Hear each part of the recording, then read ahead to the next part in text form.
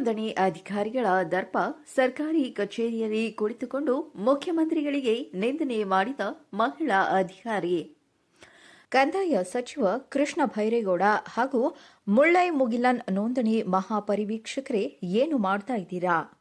ನಿಮ್ಮ ಇಲಾಖೆಯ ಮಹಿಳಾ ಅಧಿಕಾರಿ ಸರ್ಕಾರಿ ಕುರ್ಚಿಯಲ್ಲಿ ಕುಳಿತುಕೊಂಡು ನಮ್ಮ ರಾಜ್ಯದ ಮುಖ್ಯಮಂತ್ರಿಗಳನ್ನು ಬಾಯಿಗೆ ಬಂದಂತೆ ಬೈಯುತ್ತಿದ್ದರೆ ನೀವೇನು ಸ್ವಾಮಿ ಮಾಡ್ತಿದ್ದೀರಾ?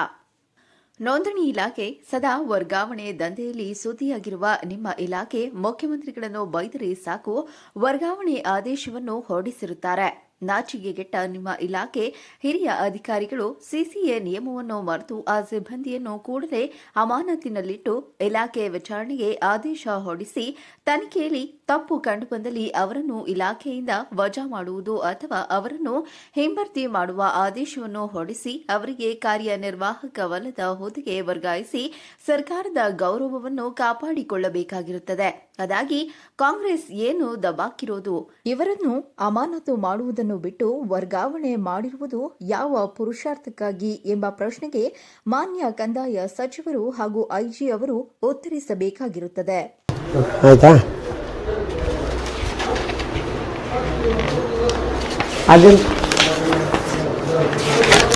ದೇಶ ವಿರೋಧಿ ಮಾತುಗಳಾಗಬಾರ್ದು, ದೇಶಕ್ಕೆ ಇದಾಗೋ ಮಾತಾಡಬೇಕು. ಹಂಗೆ ಮೋದಿ ಸುಮ್ಮನೆ ದುಡ್ಡಿದ್ರೆ ಬರ್ಡನ್ ಅವರೇ ಮಾಡ್ಬೇಕಾಗಿರೋದು. PM ಅವರೇ ಮಾಡಬೇಕು.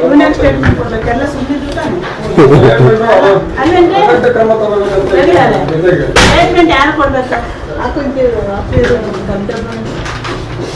ಎಲ್ಲ ಸುಮ್ಮನವ್ರೆ. ಕರ್ನಾಟಕದ ಇಂಡಿಯಾದಲ್ಲಿ ಸದೋಗಿರೋ ಹರಿಯಾಣ, ರಾಜಸ್ಥಾನ ಎಲ್ಲ ಕೊಡ್ಬೇಕಾಯ್ತು ಸ್ಟೇಟ್ಮೆಂಟ್.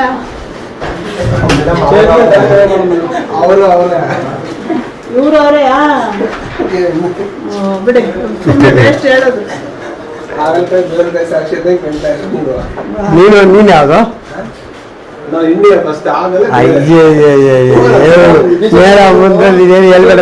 ಮೈ ಲೀಡರ್ಸ್ RSS ನವರು ಅವರೆಲ್ಲ ಅವ್ರ ಸೊಸೈಟಿರು ಅವರೆಲ್ಲ ಮಕ್ಕಳು ಗಂಡು ಮಕ್ಕಳು ಮದುವೆ ಮಾಡ್ಕೊಡೋರು ಎಲ್ಲ ಮುಸ್ಲಿಮ್ಸ್.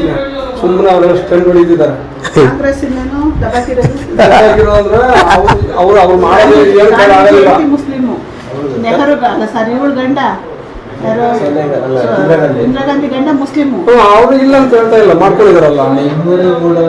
ಮುಸ್ಲಿಮೇ. ಧರ್ಮದ ಬಗ್ಗೆ ಕಿಚ್ಚು ಇದು ಮಾಡ್ತಾರ ಬಿಜೆಪಿ. ಧರ್ಮ ಏನೇನ ಹೇಳ್ತಾರೆ, ಧರ್ಮ ಯಾಕೆ ಹೊಡಿತಾರೆ? ನಿಮ್ಮವ್ರಿಗೆ ಏನಾರು ಕೊಟ್ಬಿಟ್ಟಿದೆ ಕಾಂಗ್ರೆಸ್ಗೆ ಇಷ್ಟೊತ್ತಿ ಇಂಡಿಯಾ ಅವ್ರು ಮಾಡ್ತಾರಂದ್ರೆ ಅವ್ರಿಗೆ ಕುಡಿಯಕ್ ನೀರಿಲ್ಲ ಅಂತ ಅವರಲ್ಲ, ನಮ್ಗೆ ಇರ್ತಿರ್ಲಿಲ್ಲ ಅಷ್ಟೇ.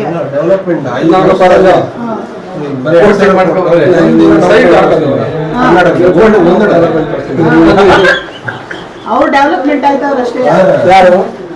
ಒಂದು ಏನೋ ಕರ್ನಾಟಕದ ಒಂದು ಡೆವಲಪ್ಮೆಂಟ್ ಇದೆಯಾ? ಇವೆಲ್ಲ ಡೆವಲಪ್ಮೆಂಟ್ ಅದೇನು ಬರ್ತಾವೆಲ್ಲ ಹಿಂಗೆಲ್ಲ ಬೇರೆ ತಿಂದಿರೋದೇನು ಅದೆಲ್ಲ ಡೆವಲಪ್ಮೆಂಟ್. ಓಡಾಡೋದು ದಿನ ತಿನ್ನೋದು ಡೆವಲಪ್ಮೆಂಟ್ ಉಳಿಸ್ಕೊಬಿಟ್ಟು ಪ್ರಾಪರ್ಟಿ ಹೆಣ್ಮಕ್ಳಿಗೆ ಫ್ರೀ ಹೆಣ್ಮಕ್ಳಿಗೆ ಕೊಟ್ಟ ಇಲ್ಲಿ ಬರ ಹೇಳದ್ ಕುಂಡ್ರಿಸ್ತಾ ಇಲ್ಲ. ತರಕಾರಿ, ಹಣ್ಣು, ಸಪೋರ್ಟ್ ಹಾಲು, ಬಿಸ್ಕೆಟ್, ರೈತರಿಗೆ ರೈತರ ಮತ್ತೆ ಹಾಲು ಬೆಳೆಸೋದು. ಹಾಲು ಬೆಳೆಸ್ತಾರೆ. ಮತ್ತೆ ಇನ್ನೇನು ಯಾರು ಬೆಳೆಸೋದು? ಅಲ್ಲ ಮೇಡಮ್, ರೈತರಿಗೆ ಬರೋ ದುಡ್ಡು ಅಲ್ವಾ ಅದು ಬೋರ್ಡ್ಗೆ ಇದಕ್ಕೆ ಹೋಗೋದಿಲ್ಲ. ಮೇಡಮ್ ಅಡ್ಮಿನಿಸ್ಟ್ರೇಟಿವ್ ಬಗ್ಗೆ ತಿಳ್ಕೊಬೇಕು ನೀವು. ಇನ್ನು 16 ಬಜೆಟ್ ಅವಾಗ ಹೇಳೋದಿಲ್ಲ.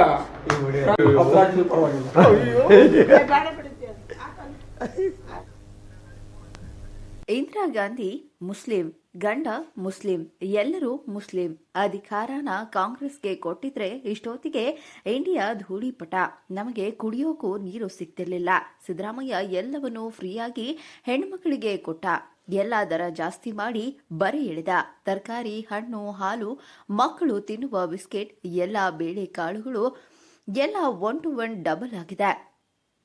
ಹೆಂಗಸರು ಮನೆಯಲ್ಲಿ ಇರದೆ ಬೀದಿ ಸುತ್ತುವ ಹಾಗೆ ಮಾಡಿದ್ದೆ ಸಿದ್ದರಾಮಯ್ಯ. ಹೇಗಂತ ನಾಲಿಗೆ ಹರಿಬಿಟ್ಟಿರೋದು ಬೇಜಾರಲ್ಲ. ಓರ್ವ ಸಬ್ ರಿಜಿಸ್ಟ್ರಾರ್ ಸರ್ಕಾರದ ಅನ್ನ ತಿಂದು ಸಿಎಂ ಅನ್ನೋ ಭಯ ಭಕ್ತಿಯೂ ಇಲ್ಲದೆ ಹೆಂಗೆಂದರೆ ಹಾಗೆ ನಾಲಿಗೆ ಹರಿಬಿಟ್ಟಿದ್ದಾರೆ ರಾಧಮ್ಮ. ಈ ಅಮ್ಮನಿಗೆ ಸಿಎಂ ಅಂದ್ರೆ ಲೆಕ್ಕಕ್ಕೆ ಇಲ್ದಂತಾಗಿದೆ. ಸಿಎಂ ಸಿದ್ದರಾಮಯ್ಯ ಹಾಗೂ ಗ್ಯಾರಂಟಿ ಯೋಜನೆ ಬಗ್ಗೆ ರಾಧಮ್ಮ ಆಡಿರೋ ಮಾತುಗಳು ಇದೀಗ ಸಖತ್ ವೈರಲ್ ಆಗಿದ್ದು, ಇದರ ಬೆನ್ನಲ್ಲೇ ರೈತ ಸಂಘದ ಕಾರ್ಯಕರ್ತರು ಅಧಿಕಾರಿಯ ವಿರುದ್ಧ ಪ್ರತಿಭಟಿಸಿದ್ದಾರೆ. ರಾಧಮ್ಮ ಲಂಚ ಇಲ್ಲದೆ ಕೆಲಸ ಮಾಡಲ್ಲ. ಈಗ ಸಿಎಂ ಸಿದ್ದರಾಮಯ್ಯ ಹಾಗೂ ಸರ್ಕಾರದ ಗ್ಯಾರಂಟಿ ಬಗ್ಗೆ ಅವಹೇಳನಕಾರಿಯಾಗಿ ಮಾತನಾಡಿದ್ದಾರೆ. ರೈತ ವಿರೋಧಿಯಾಗಿರುವ ಅಧಿಕಾರಿ ರಾಧಮ್ಮ ಅವರನ್ನು ಕೂಡಲೇ ಅಮಾನತು ಮಾಡಬೇಕೆಂದು ಪ್ರತಿಭಟನಾಕಾರರು ಆಗ್ರಹಿಸಿದ್ದಾರೆ. ರೈತ ಸಂಘದ ಪ್ರತಿಭಟನೆ ಬಳಿಕ ಎಚ್ಚೆತ್ತು ತುಮಕೂರು ಜಿಲ್ಲಾಧಿಕಾರಿ ಶುಭಾ ಕಲ್ಯಾಣ್ ರವರು ತುಮಕೂರು ಜಿಲ್ಲಾ ನೋಂದಣಿ ಅಧಿಕಾರಿಗಳಾದ ಶ್ರೀಕಾಂತ್ ಅವರಿಗೆ ಕ್ರಮ ಜರುಗಿಸಲು ತಿಳಿಸಿದ್ದು, ಆ ಹಿನ್ನೆಲೆಯಲ್ಲಿ ಜಿಲ್ಲಾ ನೋಂದಣಿ ಅಧಿಕಾರಿಗಳು ಮಾನ್ಯ ನೋಂದಣಿ ಮಹಾಪರಿವೀಕ್ಷಕರಿಗೆ ತಿಳಿಸಿದ್ದು, ದಿನಾಂಕ 29/8/2024 ದೂರಿಗೆ ಸಮಜಾಯಿಷಿ ಕೇಳಿ ಶ್ರೀಮತಿ ರಾಧಮ್ಮ ಅವರು ತಾರೀಕು 31/5/2025 ತಮ್ಮ ಸಮಜಾಯಿಷಿಯನ್ನು ನೀಡಿರುತ್ತಾರೆ. ಸುಮಾರು 10 ತಿಂಗಳ ಬಳಿಕ ದಿನಾಂಕ 11/7/2025 ಮಾನ್ಯ ನೋಂದಣಿ ಉಪ ಮಹಾಪರಿವೀಕ್ಷಕರು ಶ್ರೀಮತಿ ರಾಧಮ್ಮ ಅವರನ್ನು ಕೇಂದ್ರ ಕಚೇರಿಯಲ್ಲಿ ಕೆಲಸ ಮಾಡಲು ಆದೇಶ ಹೊರಡಿಸಿರುತ್ತಾರೆ. ಇದು ಎಂತಹ ನಾಚಿಕೆಗೇಡು. ರಾಧಮ್ಮ ಕಾರವಾರದ ಶಿರ್ಸಿಯಲ್ಲಿ ಕಾರ್ಯನಿರ್ವಹಿಸುತ್ತಿದ್ದಾಗ ಲಂಚ ಪಡೆಯುತ್ತಿದ್ದ ವೇಳೆ ಲೋಕಾಯುಕ್ತ ಬಲೆಗೆ ಬಿದ್ದಿದ್ದರು. 3,000 ಲಂಚ ಪಡೆಯುವಾಗ ರೆಡ್ ಹ್ಯಾಂಡ್ ಆಗಿ ಸಿಕ್ಕಿಬಿದ್ದಿದ್ದರು. ಲೋಕಾಯುಕ್ತ ಎಸ್ಪಿ ಕುಮಾರ್ ಚಂದ್ರ ನೇತೃತ್ವದಲ್ಲಿ ದಾಳಿ ನಡೆಸಲಾಗಿತ್ತು.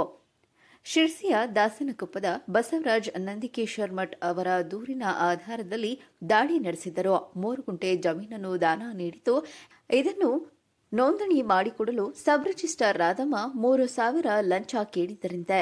ಈ ಸಂಬಂಧ ಕಾರವಾರ ಲೋಕಾಯುಕ್ತ ಠಾಣೆಯಲ್ಲಿ ಪ್ರಕರಣ ದಾಖಲಾಗಿತ್ತು. ಉಪನೋಂದಣಾಧಿಕಾರಿ ರಾಧಮ್ಮ ವಿರುದ್ಧ ಸಾಕಷ್ಟು ದೂರುಗಳು ಕೇಳಿಬಂದಿದೆ. ತಮ್ಮ ಇಲಾಖೆಯಲ್ಲಿ ಭ್ರಷ್ಟಾಚಾರ ಹಾಗೂ ಕರ್ತವ್ಯ ಲೋಪದ ಆರೋಪಗಳನ್ನು ಈ ಮಹಿಳಾ ಮಣಿ ಎದುರಿಸುತ್ತಿದ್ದಾರೆ. ಕಚೇರಿಗೆ ಬರುವ ಸಾರ್ವಜನಿಕರಿಗೆ ಮತ್ತು ರೈತರಿಗೆ ಸುಳ್ಳು ತಕರಾರುಗಳನ್ನು ಮಾಡಿ ಇಲ್ಲಸಲ್ಲದ ಕಾನೂನುಗಳನ್ನು ಮುಂದೆ ಲಂಚಕ್ಕೆ ಬೇಡಿಕೆ ಇಡುತ್ತಾ ಹಿಂಸೆ ನೀಡುತ್ತಾರೆ. ನೋಂದಣಿ ಹಣವನ್ನು ಕಟ್ಟಿದ್ದರೂ ಕಚೇರಿ ಮಾಮೂಲು ಕೊಡಬೇಕೆಂದು ಲಂಚಕ್ಕಾಗಿ ಸಾಯಂಕಾಲದವರೆಗೆ ನೋಂದಣಿಯನ್ನು ನೋಡದೆ ಸತಾಯಿಸುತ್ತಾರೆ. ಜಮೀನು ಹಾಗೂ ನಿವೇಶನಕ್ಕೆ ಸಂಬಂಧಪಟ್ಟ ವಿಚಾರವಾಗಿ ಅಗತ್ಯ ದಾಖಲೆಗಳೊಂದಿಗೆ ಕಚೇರಿಗೆ ಆಗಮಿಸುವ ರೈತರಿಗೆ ಹೆಚ್ಚು ತೊಂದರೆ ಕೊಡುವುದಲ್ಲದೆ ದಲ್ಲಾಳಿಗಳ ಮೂಲಕ ಸಾವಿರಾರು ರೂಪಾಯಿಗಳ ಲಂಚಕ್ಕೆ ಬೇಡಿಕೆ ಇಡುವುದು ರಾಧಮ್ಮಳ ಕಸುಬಾಗಿ ಹೋಗಿದೆ ಎಂಬ ವರದಿಯಿದೆ. ಜಮೀನು ಹಾಗೂ ನಿವೇಶನದ ದಾಖಲೆ ನೋಂದಣಿಗೆ ಪರಭಾರೆ ವಿಚಾರಕ್ಕೆ ಸಂಬಂಧಿಸಿದಂತೆ ಶುಲ್ಕ ಹೊರತುಪಡಿಸಿ ಕಚೇರಿಗೆ ಆಗಮಿಸುವ ಜನಸಾಮಾನ್ಯರಿಂದ ಹಣ ಲೂಟಿ ಮಾಡುವ ದಂಧೆಯಲ್ಲಿ ಉಪನೋಂದಣಾಧಿಕಾರಿ ರಾಧಮ್ಮ ನಿರತರಾಗಿದ್ದು, ಪ್ರಶ್ನಿಸಿದರೆ ನಾನು ಯಾರಿಗೂ ಕೇರ್ ಮಾಡುವುದಿಲ್ಲ, ನೀವು ಶಾಸಕರಿಗಲ್ಲ ಜಿಲ್ಲಾಧಿಕಾರಿಗೂ ಸೇರಿ ಯಾರಿಗೆ ಬೇಕಾದರೂ ಹೇಳಿಕೊಳ್ಳಿ ಎಂದು ಉಡಾಫೆ ಉತ್ತರ ನೀಡುತ್ತಾರೆ.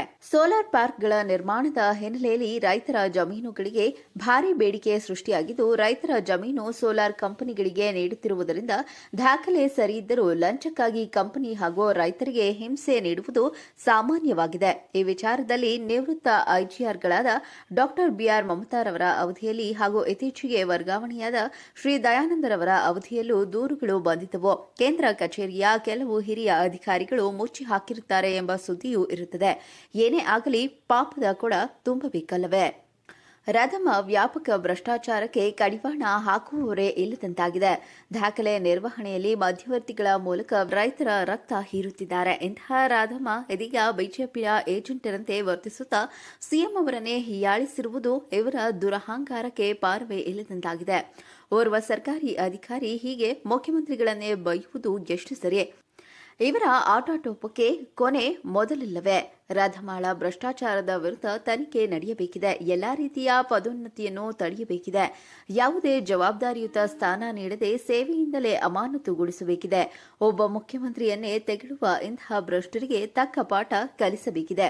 ಒಂದು ವೇಳೆ ನೋಂದಣಿ ಮಹಾಪರಿವೀಕ್ಷಕರು ಹಾಗೂ ಸಚಿವಾಲಯದವರು ಇವರ ವಿರುದ್ಧ ಕಠಿಣ ಕ್ರಮ ಜರುಗಿಸದೇ ಇದ್ದಲ್ಲಿ ಮುಂದಿನ ದಿನಗಳಲ್ಲಿ ಇಂತಹ ಹಲವು ಅಧಿಕಾರಿಗಳು ಸರ್ಕಾರ ಮತ್ತು ಸಚಿವರ ವಿರುದ್ಧ ಟೀಕೆ ಮಾಡುವುದು ಹೆಚ್ಚಾಗುತ್ತಿದೆ. ಶ್ರೀಮತಿ ರಾಧಮ್ಮ ಅವರನ್ನು ಅಮಾನತುಗೊಳಿಸಿ ಪೂರ್ಣ ತನಿಖೆ ನಡೆಸಿ ಶಿಕ್ಷೆ ಕೊಟ್ಟಲ್ಲಿ ಮಾತ್ರ ನೋಂದಣಿ ಇಲಾಖೆ ಮಾತ್ರವಲ್ಲದೆ ಸರ್ಕಾರಿ ಸೇವೆಯಲ್ಲಿರುವ ಎಲ್ಲಾ ಅಧಿಕಾರಿಗಳು ಸಿಬ್ಬಂದಿಗಳಿಗೆ ಒಂದು ಪಾಠವಾಗುವುದು ಎಚ್ಚರಿಕೆ ಗಂಟೆ ಬಾರಿಸಿದಂತೆ ಇರುತ್ತದೆ. ವೀಕ್ಷಕರೇ, ಈ ಕಂಟೆಂಟ್ ನಿಮಗೆ ಇಷ್ಟವಾದಲ್ಲಿ ನಮ್ಮ BNN ಚಾನೆಲ್ ಅನ್ನು ಲೈಕ್ ಮಾಡಿ, ಶೇರ್ ಮಾಡಿ, ಸಬ್ಸ್ಕ್ರೈಬ್ ಮಾಡೋದನ್ನ ಮರಿಬೇಡಿ.